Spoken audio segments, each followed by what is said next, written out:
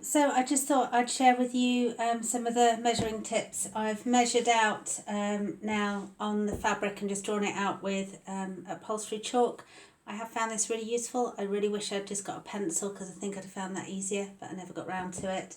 I've used, taken the upholstered cushion, and then when I've measured the length of it, I've just squidged it in a little bit at the sides, obviously because I want the upholstery to be tight fitting around it, or the fabric to be tight fitting, and then also obviously just to get the length of fabric I need, I've done the same again and again, pulled it tight to do that, and then added 2 centimetres or 4 centimetres to each edge measurement, so that I've got enough room for 2 centimetre seams all the way round. Doesn't usually work out as accurately as that, but it seems to do the trick.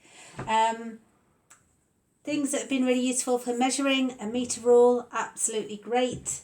And then this has come in so handy. It's a quilt ruler. So I've learnt, I don't do quilting, but I worked out that having a ruler that you could see through and that had lots of grids and measurements really helped me in getting straight measurements, which is something I'm not very good at. It's been really useful for curtains as well, and just for having something so big that you can then put another ruler up against it, and then you can put it against the edge of the table, and it just helps a lot.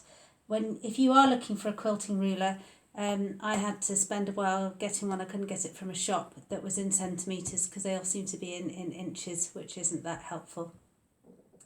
So the other thing that I just thought would be useful for you to know is that I have managed my fabric that I'm upholstering, and I'll show you it more in a minute, is plain, which is good. So I'm not having to match up patterns or anything.